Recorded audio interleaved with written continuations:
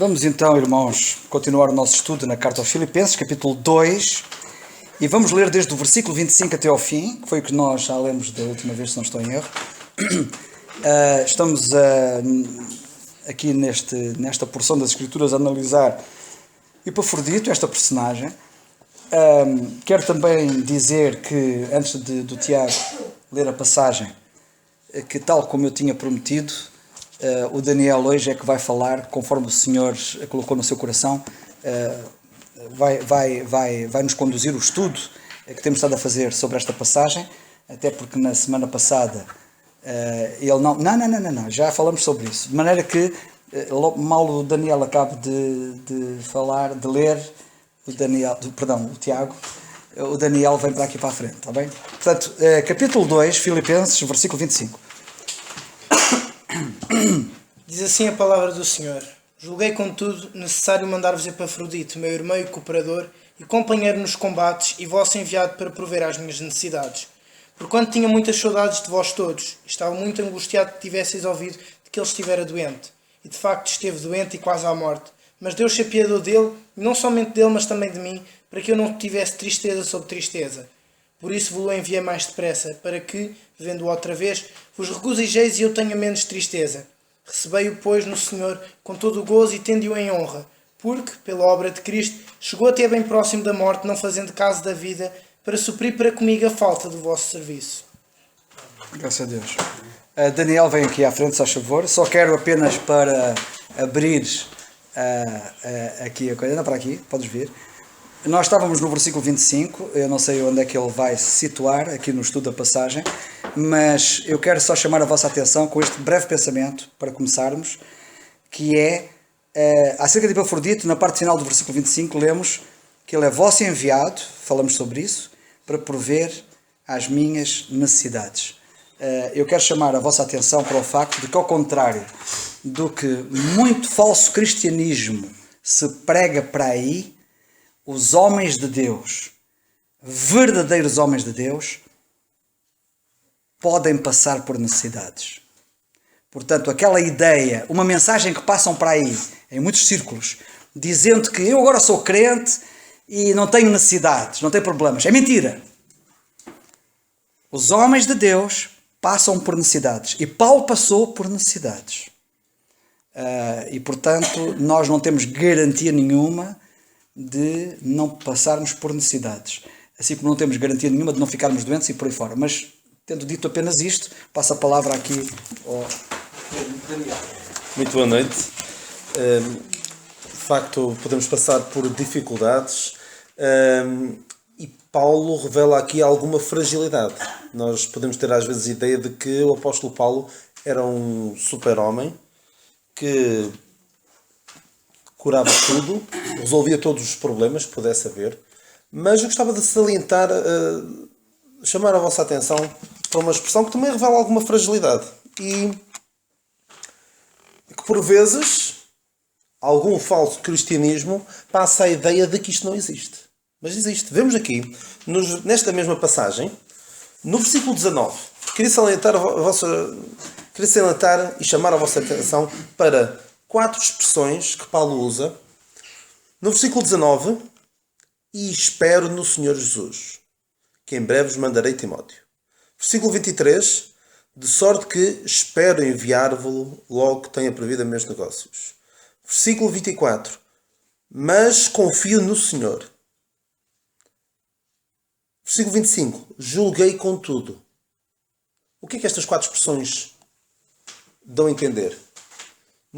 O que é que não dão a entender? Uma certeza absoluta. Há muitos que, para fazerem dos outros presa sua, dizem, é da vontade de Deus nós fazermos isto. As pessoas depois vão atrás do líder, porque o líder diz, é da vontade de Deus fazer isto, eu tenho de fazer. Paulo, nós vemos aqui alguma incerteza. Paulo planeava as coisas. Paulo esperava fazer uma determinada coisa, mas nem sempre as coisas aconteciam exatamente como ele tinha planeado. Ele aqui diz, espero, em breve vos mandarei Timóteo, espero enviar-vos logo que tenha previsto meus negócios, confio no Senhor que também eu irei ter convosco. Não temos aqui Ele, na altura, não tinha certeza absoluta de que ia fazer as coisas dessa forma. E nós também não devemos viver obcecados com esta ideia de tenho que ter a certeza de que é isto de que é esta a vontade de Deus. Não, nós vamos planear a obra que nós queremos fazer para Deus. Mas não viver obcecados com a ideia de que tem de ser assim. Ou não vivermos presos a alguém que diz é da vontade de Deus que faças isto, é da vontade de Deus que faças aquilo. Há coisas que é claramente da vontade de Deus. O apóstolo Paulo diz é da vontade de Deus a vossa santificação. É da vontade de Deus que todos os homens se salvem. Mas em relação a projetos nossos, vemos Paulo com alguma incerteza, o que denota alguma fragilidade, mas é natural, somos humanos. Em certas situações ele dizia perentoriamente, é isto que vocês devem fazer, é assim. Mas outras vezes dizia, não tem mandamento do Senhor, mas acho assim. De acordo com, ou à medida que nós vamos conhecendo mais a Deus, vamos conhecendo mais a sua palavra, vamos planeando os nossos projetos, vamos planeando aquilo que pretendemos fazer para Deus. E quanto mais perto andarmos de Deus, menos iremos falhar. Mas Paulo, noutras situações, eu não tenho a certeza se Paulo chegou a ir à Espanha. Mas Paulo fala aos Romanos. Diz em Romanos que, em Romanos 16, só rapidamente, Romanos 15, 24, ele diz, quando partir para a Espanha irei ter convosco. Eu não tenho a certeza se Paulo foi à Espanha ou não. Mas ele poderá, admite a hipótese de que ele tenha planeado certas coisas e não tenha acontecido. Ele por vezes queria ir para um sítio e às vezes não se proporcionava. Não vivamos atormentados com esta ideia. O que eu pretendo aqui é desmistificar um bocadinho esta ideia de que a vontade de Deus é por ali e eu, se não fizer aquilo, vai-me acontecer algo trágico. Não. Planeemos. Procuremos fazer as coisas, procuremos fazê-las para Deus e se não acontecer da forma que nós esperávamos, também não vivamos atormentados com isso. Paulo, por exemplo, também fala a Filémon e diz, também nota-se aqui alguma incerteza, alguma fragilidade da parte de Paulo. Ele diz a Filémon, acerca de Onésimo, diz, pode bem ser que ele se tenha separado de ti por algum tempo. Não diz aqui, foi assim, porque Deus quis que assim fosse. Não. Pode ser que. Não há aqui, não vivamos com a ideia de que tem de haver certezas absolutas. Vou fazer isto e tenho a certeza que está da vontade de Deus. Não, fazemos. Até em relação ao casamento. É aquela mulher da vontade de Deus. Às vezes podemos pensar que é e não ser. E até ser uma má escolha. Mas lá está. Aqui o que é importante é andarmos perto de Deus, conhecermos a sua palavra e aí haverá menos lugar a erro. Só um pequeno pensamento sobre isto desta aparente fragilidade, que não é fragilidade. Lá está. Ter necessidades não é uma fragilidade, mas não é nada que nos devamos envergonhar.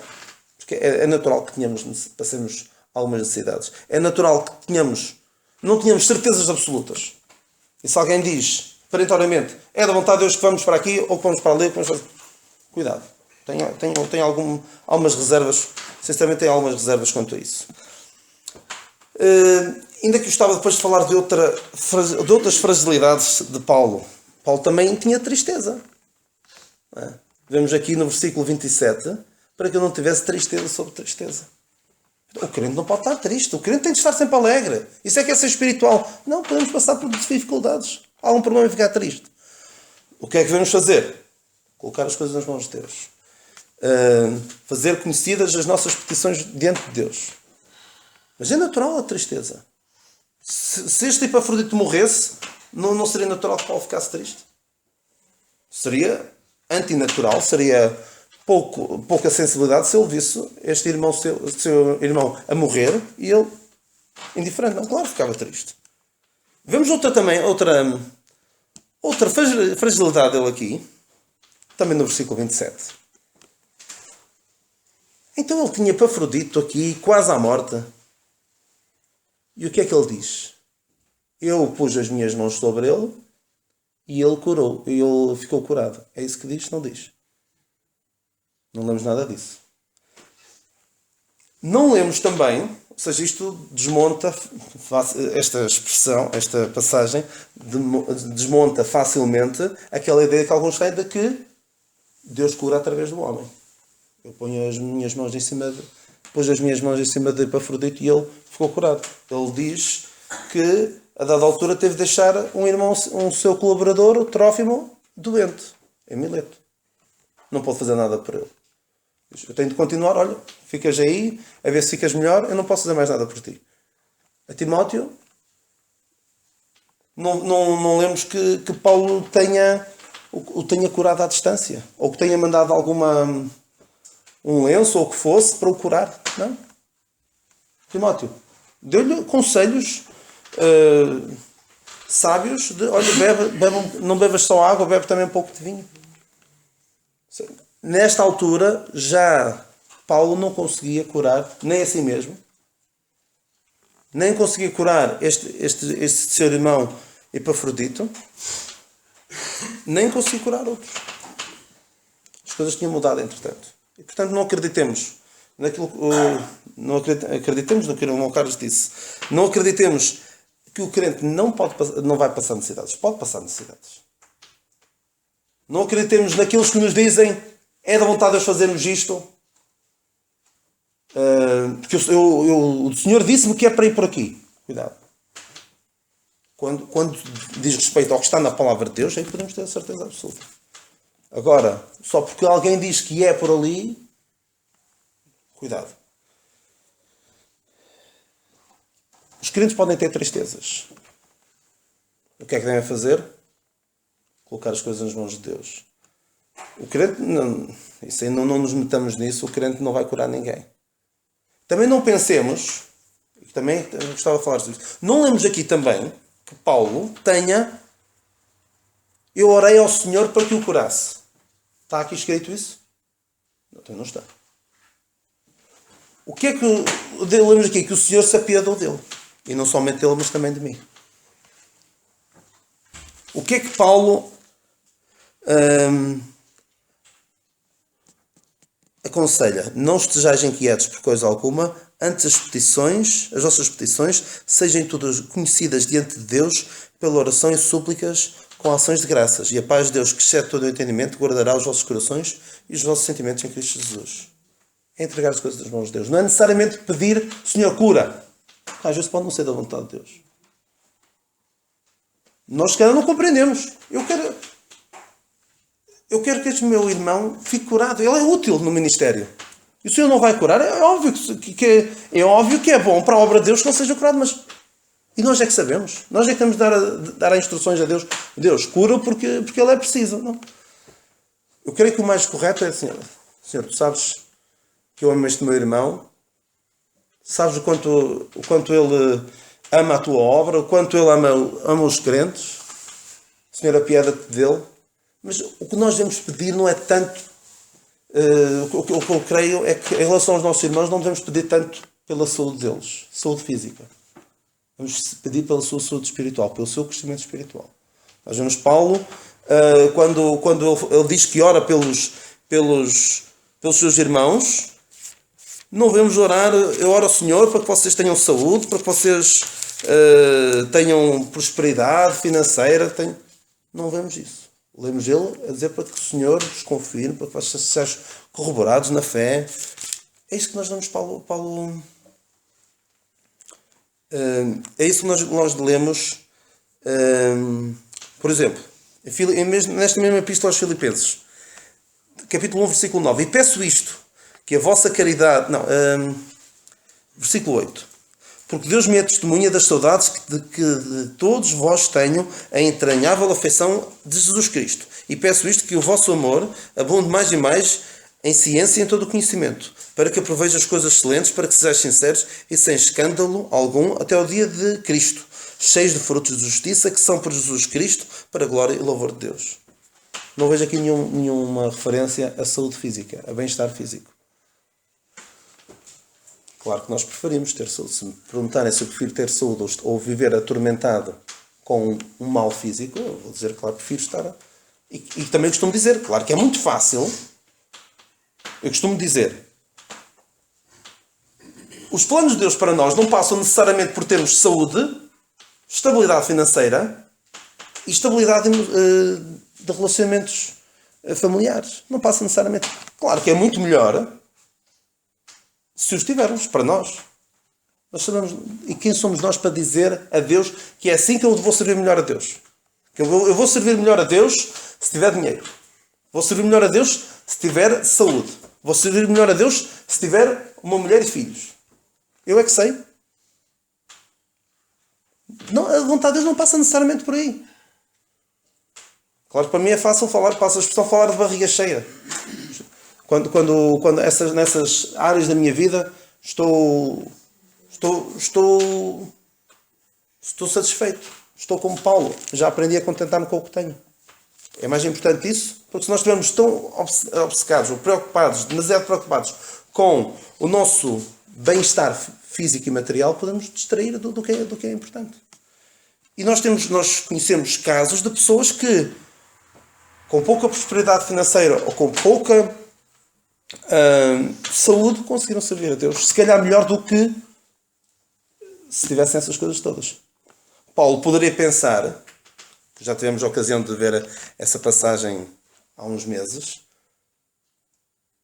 Paulo conseguiu, conseguiu servir melhor, conseguiu ver maior proveito para o Evangelho através de uma situação aparentemente desvantajosa do que se não tivesse estado preso. Paulo diz: as coisas que me aconteceram contribuíram para maior proveito do Evangelho. Ele estar preso foi melhor. Se calhar, alguns podem pensar: vamos orar para que o Senhor tire Paulo da prisão. E depois o Senhor até acabou por tirar. Mas se calhar o que os crentes desejavam era que ele saísse logo da prisão, que não ficasse lá nem um bocadinho. Mas houve maior proveito para o Evangelho para ele estar preso aquele tempo. Como já tive a ocasião de dizer aqui, provavelmente já estudaram isso, a prisão de Paulo em Roma serviu de o posto de distribuição do Evangelho. E quem somos nós para dizer a Deus: olha, faz isto? Deus, eu quero. Claro, eu quero. O meu sogro, ainda há pouco falava com o irmão Carlos e com o irmão Joaquim sobre isso. O meu sogro já lá vão 25 anos que tem um filho doente, com um tumor na cabeça. E cada dia que passa é um milagre. Já na altura, há 25 anos, ele orava ao Senhor: sabes que eu quero que tu o cures, mas já entrego nas tuas mãos. Porque nós pedimos a Deus: Senhor, cura. Cuidado. Temos um caso clarinho na Bíblia. Ezequias. Ezequias, um bom rei. Nós temos na palavra de Deus. Um dos poucos bons reis que nós lemos. O que é que aconteceu? Veio um profeta e disse: Ezequias, prepara a tua casa, trata de deixar as coisas em ordem, tu vais morrer.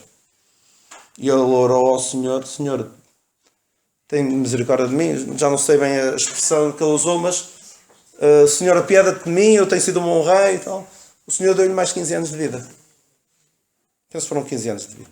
Nesses 15 anos de vida aconteceram duas coisas. Ele recebeu uns aparentemente inofensivos emissários da Babilónia, que ficaram a conhecer tudo. Ele mostrou todo o seu palácio. E teve um filho, Manassés, que foi o pior rei. Diz a Bíblia que esse filho que ele teve durante esses 15 anos foi um rei tão mau, que fez errar a nação de Judá, neste caso, mais do que os povos que Deus tinha lançado da terra, do que os cananeus. Foi boa ideia ele ter pedido ao Senhor para o curar. Atenção, eu estou a dizer isto, é muito fácil dizer isto quando eu, tanto quanto sei, não estou doente. Claro que é muito fácil dizer isto. É fácil. Mas claro... mas esta é a verdade da palavra de Deus. E se eu hoje da manhã tiver um problema e começar a queixar-me, a lamuriar-me, olha, lembra-te, está gravado. Vai ao site da Igreja da Quinta de Conde, está lá gravado o que tu disseste. E eu...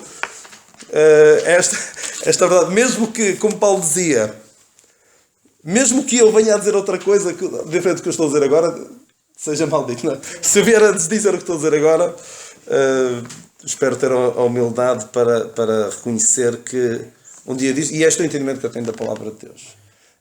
O que eu pretendo com isto é desmistificar um pouco algumas ideias. O irmão Carlos começou e muito bem, e podia ter continuado. Não fiquemos com a ideia de que o crente não vai passar por dificuldades. Porque sabem o que é que acontece? Muita gente vai para igrejas, vai atrás deste evangelho da prosperidade em que nenhum mal te vai acontecer. E se tu saís daqui, estás a entregar a tua sorte. E alguns vão atrás disso e ficam ali presos. E Paulo diz, ninguém vos faça presa sua. Porque a mensagem da graça é uma mensagem que liberta. Não nos liberta para fazermos o que nós queremos, mas liberta-nos para vivermos uma vida sem estarmos aqui presos, obcecados, aprisionados com estas ideias erradas. Podemos ter dificuldades, podemos ter tristeza. O que é que vamos fazer com a tristeza? Entregar nas mãos de Deus. Senhor, tu conheces, tu sabes disto. O mais correto é, Senhor, lembra-te deste nosso irmão, das suas dificuldades, consola-o, fortalece-o espiritualmente. Senhor, se for da tua vontade, cura este irmão, mas se não for, ajuda-o a perceber que tu tens uns planos, os teus caminhos não são os nossos caminhos, os teus pensamentos não são os nossos pensamentos. Senhor, ajuda-o a compreender. E deve ser isto que nós devemos pedir para o nosso irmão e devemos pedir para nós. Depois é muito fácil orar para o nosso irmão, para o Senhor dá-lhe compreensão. Depois, quando chega a nossa vez de ter problemas, já não gostamos. Eu não quero tomar muito mais do vosso tempo. Queria só... espero que isto tenha ficado claro. O que disse, se não tiver ficado bem claro, ou se tiver dito alguma coisa alguma incorreção, o irmão Carlos faça o favor depois de arrematar a coisa. Queria só falar aqui um bocadinho ainda do versículo 25.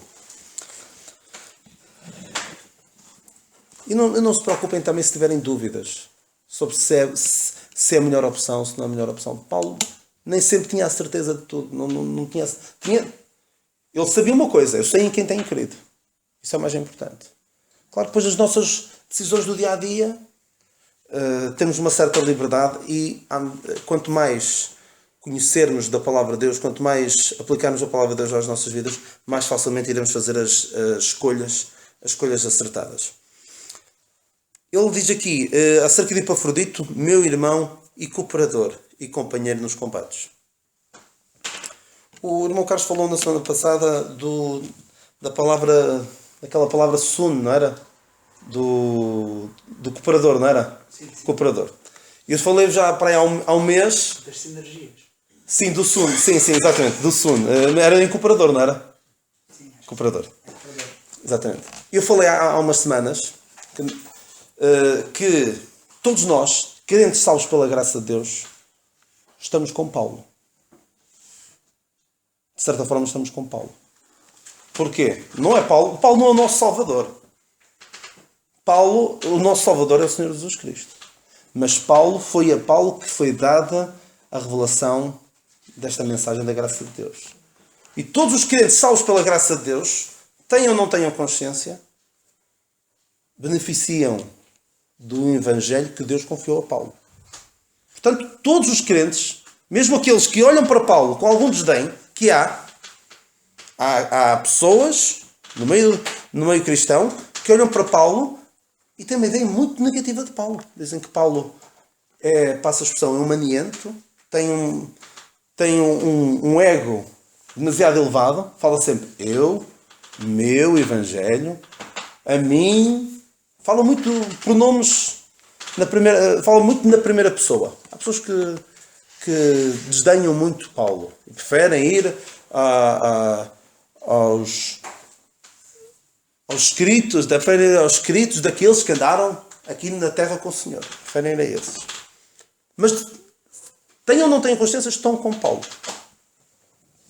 Agora, o que eu quero que cada um de nós proponha no seu coração ser é estar com Paulo noutro sentido. Porque há duas palavras, falei já há umas semanas, há duas palavras que podem ser traduzidas por com, que é o meta, de onde vem muitas palavras, começam por meta, e é o sun. Eu espero que todos nós... E o sun quer dizer que estar mesmo... É estar ligado, ter um empenho, cooperar. No mesmo, por exemplo, esta palavra, cooperador, usa a tal palavra sun. Eu quero que cada um de nós, que no seu coração, já que é salvo pela graça de Deus e está com Paulo neste sentido, vai no mesmo barco em que Paulo vai, mas coloque no seu coração, desejo, eu quero estar com Paulo, eu quero defender esta mensagem da graça de Deus que faz toda a diferença na maneira como nós encaramos a vida. Porque viram agora uns 3 ou 4 exemplos em como nós, por percebermos como Deus age hoje, não vamos atrás de uma série de disparates que vemos no meio cristão. Por isso é importante que estejamos com Paulo, e quero perguntar se nós somos cooperadores. Ou será que nós somos aqui na igreja, cada um na sua igreja, eu na minha e os irmãos na vossa, será que somos cooperadores? Será que somos, por assim dizer, treinadores de bancada, em que estamos só a assistir ao trabalho que os outros fazem e depois somos capazes de criticar quando algo não é bem feito? Ou será que, olha, eu também vou arregaçar as mangas e no que for preciso quero colaborar? O irmão Carlos mostrou-me ainda há pouco uma mensagem de alguns jovens aqui da igreja que perguntaram em que é que podemos ajudar? E estão a ajudar e a colaborar e bem.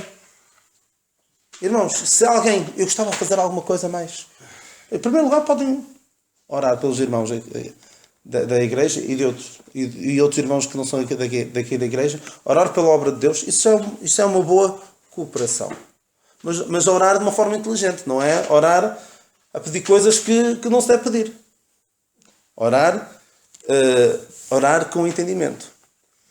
E podem me perguntar, em que é que eu posso ser útil aqui? Não é só ser um frequentador de igreja, que vem ao domingo e depois são os cristãos de domingo ou de fim de semana. Verem em que é que eu posso cooperar e auxiliar na minha igreja. Martinho Lutero, que foi um grande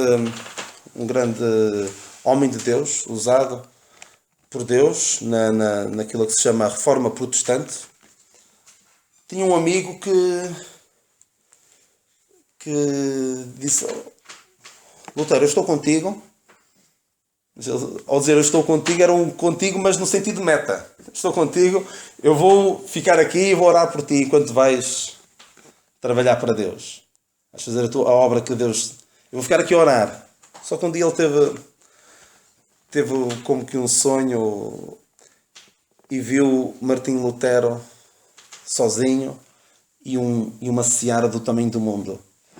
Ele pensou, e era só Martinho Lutero que estava lá, e ele pensou, é a altura, estou agora a dizer, mas é a altura de eu deixar de estar com Martinho Lutero no sentido meta e passar a estar no sentido sun, ou seja, estar mesmo envolvido com ele e cooperar no mesmo sentido. E nós devemos fazer o mesmo, devemos estar todos a remar para o mesmo lado. Não deixemos, claro que todos nós ficamos muito contentes por estas experiências que o irmão Carlos conta, mas não pensemos que o irmão Carlos Oliveira ou outros fazem tudo. Se nós ficarmos sempre à espera que os outros façam tudo, nós sabemos que o irmão Carlos e outros irmãos são eternos e não são. Não é? É eterno no sentido da sua alma ser eterna, mas não são eternos aqui. E cada um de nós deve colocar no seu coração este desejo: eu quero cooperar também. E em que é que eu posso cooperar? E uma oração, essa sim, creio que estar correta é: Senhor, mostra-me em que é que eu te posso ajudar. Mas não é andar toda a vida a perguntar: mostra-me e não fazer nada. Ficar sempre à espera. Senão acontece como o outro jovem da semana passada que queria entrar ao serviço do Senhor passados 2 anos, não era? De ser crente, não é? Não pode ser. Já devia estar ao serviço do Senhor já há muito tempo. E um último pensamento que o irmão Carlos depois vai certamente irá pegar e falar sobre isto Este Epafrodito era um homem extraordinário. Era um homem que não era daqueles que se destacava. Era daquelas personagens pouco conhecidas nas escrituras. E se calhar tem um nome que ninguém gostaria de dar a um filho. Mas não tem assim um nome muito sonante. Não é nenhum Pedro, não é nenhum Paulo, não é nenhum João. Mas é um homem realmente dedicado à obra de Deus. Diz aqui que ele não fez caso da própria vida. Ele percebeu perfeitamente: eu sou apenas uma peça no xadrez, eu sou um peão. E eu morrer, se eu tiver de morrer pela causa, não faz mal nenhum. E é deste tipo de pessoas que estão mais preocupadas, não estão tão preocupadas consigo mesmo, com eles próprios, estão preocupados com a obra. E para mim é extraordinário. Quantos de nós é que seriam capazes de ter este espírito de Epafrodito? Versículo 26, porquanto tinha muitas saudades de vós todos e estava muito angustiado de que tivesseis ouvido que ele estivera doente. Tinha muitas saudades de vós todos, é um sentimento nobre, de facto ele tinha saudades, amava aqueles irmãos. Mas aqui, ele estava muito angustiado, e esta palavra angustiado aparece também na Bíblia. Sabem onde? Quando o Senhor também, da sua angústia, no jardim do Getsemane, é a mesma expressão. Uma angústia, estava tão transtornado, tão angustiado, estava uma angústia semelhante à que o Senhor teve. De que tivesseis ouvido que ele estivera doente. Então, Epafrodito, se fosse um homem egoísta, se ele não fosse um homem humilde, ele pensava assim: eu estou aqui doente e é bom que eles se preocupem comigo. Era só o que faltava. Eu estou aqui porque eles me mandaram. Não, ele estava angustiado porque tinha ouvido dizer que eles estavam preocupados com ele. Ou seja, a preocupação dele era principalmente os outros, em primeiro lugar. Os outros é que eram mais importantes do que o seu estado de saúde. O seu estado de saúde, comparando com a tristeza destes irmãos, era insignificante. E nós precisamos de mais Epafroditos. Não vou dizer a ninguém, a quem tiver filhos, que dê o nome Epafrodito, mas que procure cada um de nós ser a nossa igreja, Epafroditos. Pessoas que estejam dispostas a fazer trabalhos considerados menos importantes. Epafrodito, que reunia estas características todas, fez aquilo que hoje nós poderíamos chamar, foi fazer de moço de recados, levar dinheiro ao apóstolo Paulo. Paulo precisava. Não tínhamos problemas nenhuns em fazer coisas aparentemente menores, de menor importância. E precisamos mais de homens como este, que estejam mais preocupados com os outros do que com o seu bem-estar. E um último pensamento. E assim, depois de falar tanto, posso deixar o irmão Carlos falar depois à vontade para a semana, se Deus permitir. Esta expressão, para que eu não tivesse tristeza sobre tristeza.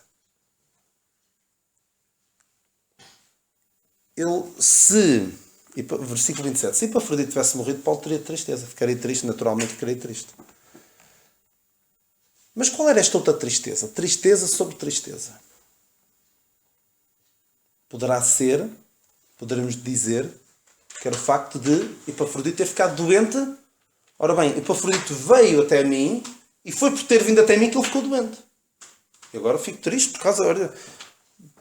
por ter, quando vinha para suprir as minhas necessidades, aquilo aconteceu isto. Claro, eu ficaria triste se eu convidasse alguém para vir à minha casa e ao vir para a minha casa alguém tivesse tido um acidente ou algum problema, eu ficaria triste, certamente. Mas eu não sei se será essa a tristeza dele. Eu creio que a tristeza que Paulo tinha é só andar uma página ao lado.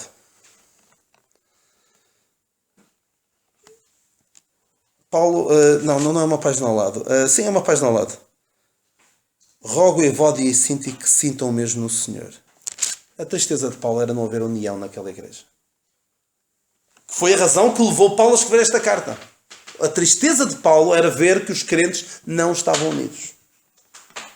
E se juntando ao facto de não haver união naquela igreja, houvesse ainda a morte deste irmão, aí haveria tristeza sobre tristeza. Também ensina-nos muito sobre as prioridades de Paulo.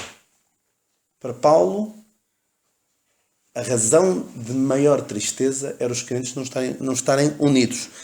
Filipenses 2:1. Portanto, se há algum conforto em Cristo, se há alguma consolação de amor, se há alguma comunhão no Espírito, se há alguns entranháveis afetos e compaixões, completai o meu gozo para que sintais o mesmo, tendo o mesmo amor, o mesmo ânimo, sentindo uma mesma coisa. Ou seja, se os crentes não fossem unidos, o seu gozo não era completo.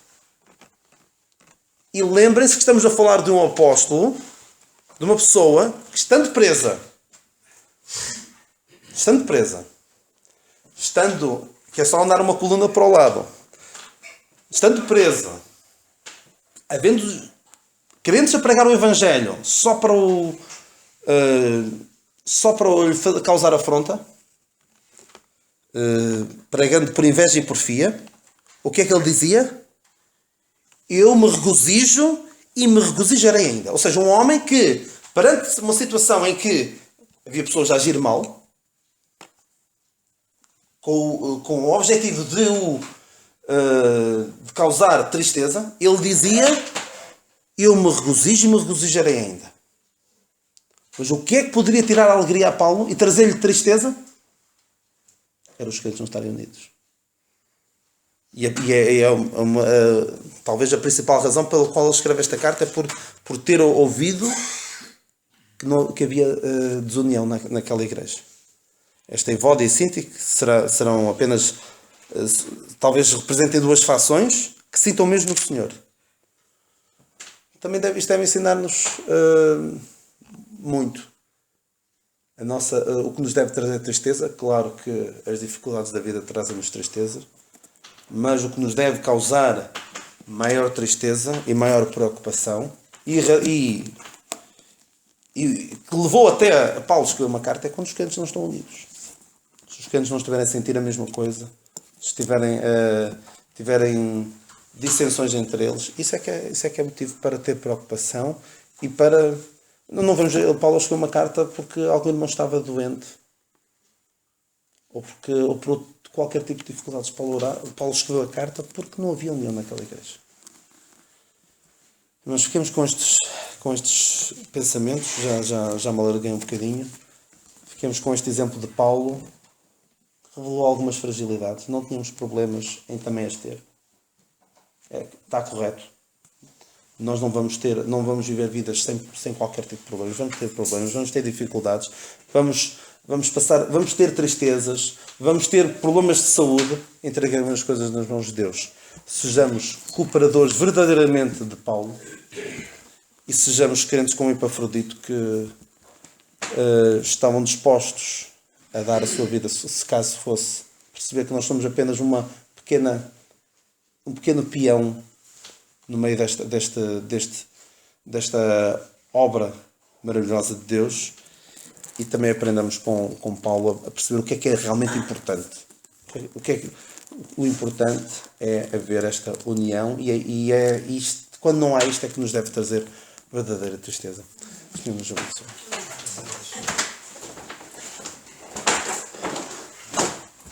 Eu dou graças a Deus por este ministério tão importante. Ao contrário do que o Daniel disse, e aqui vou discordar do Daniel, eu não tenho nada a reclamar, antes pelo contrário. Eu só tenho que dar graças a Deus pelo dom que Ele te deu, e não apenas pelo dom, mas também pelo empenho, pelo estudo da palavra que te permite expor as Escrituras corretamente. E eu dou graças a Deus porque eu revejo-me completamente. Isto que nós ouvimos desta explicação é isto. Por isso é que eu posso estar calado e sossegado. Não estou-me a admitir. Mas fico contente porque dou graças a Deus. E lá está. As contrariedades que surgem na vida, só Deus sabe o que é que Ele tem em mente. E esta contrariedade do Daniel estar cá, em baixo, separado da família durante a semana, da mulher e do filho que ele ama, naturalmente, é duro, é parte do preço, Mas eu penso que isto está a contribuir para o maior proveito do Evangelho também. Porque, por um lado, ele não apenas está a ser um benefício para nós, e que nós damos graças a Deus por esse benefício, também é um benefício. Agora fizeste-me lembrar aqueles dois jovens que escreveram e que dizem que eles estão a ser mais beneficiados ao fazer o trabalho com a tradução, estão a ser mais beneficiados com a tradução do que propriamente o benefício que os outros possam obter através dela. E este é o espírito, tu tens esse sentimento que estás a ser abençoado, mas a verdade é que nós estamos a ser abençoados aqui, com a tua vinda cá.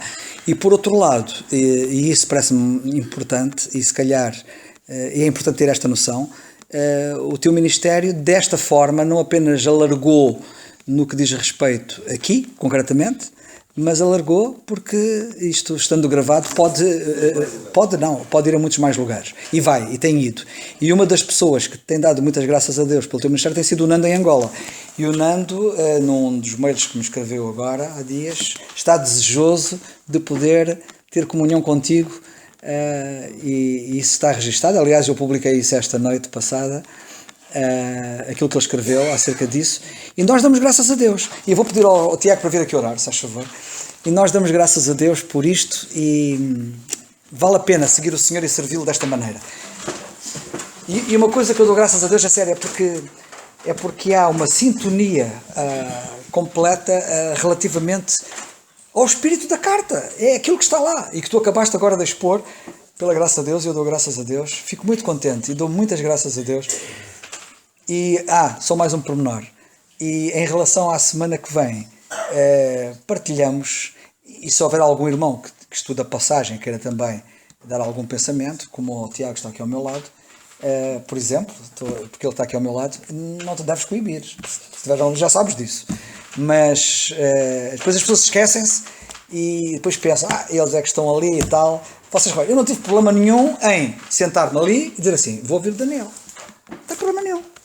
Não tem problema nenhum estar ali sentado e ouvir aquilo que o Senhor tiver através de ti, através de outro. Porque a igreja é isto, a igreja é um corpo. E nós queremos que assim seja, porque o Senhor é que é o importante. Não, o Epafrodito, é o espírito Epafrodito. O Epafrodito era assim, eu sou uma peça ali, porque o Senhor é que é o importante. E os irmãos, os outros, sempre os outros. E que o Senhor nos ajude. Vamos orar. Amado Pai, te queremos dar graças, Senhor, em primeiro lugar, por podermos ter estado aqui esta noite, Senhor. Te queremos agradecer porque nos concedeste essa bênção, Senhor. E também te queremos agradecer pela sabedoria que deste ao teu servo em expor a tua palavra, Pai. Amém. Te queremos pedir que moldes os nossos corações para sermos como Epafrodito, Senhor, que possamos ter o espírito de servo e de cooperador no Evangelho, Senhor. Que possamos estar dispostos a fazer a tua obra, aquilo que tu queres, Senhor. Que sejam coisas visíveis ou não, menos visíveis, acima de tudo sejam feitas para ti, Senhor, com o coração focado em ti, Senhor, e não na glória dos homens, Pai. Queremos pedir que cuides de cada um de nós no resto desta semana, que nos guardes e nos ajudes nos nossos locais de trabalho, de estudo, até mesmo com os vizinhos, Senhor, que possamos sempre, com o nosso viver, dar um bom testemunho, Pai. Que o nosso viver te espalhe a ti, Senhor, e não a nós, Pai.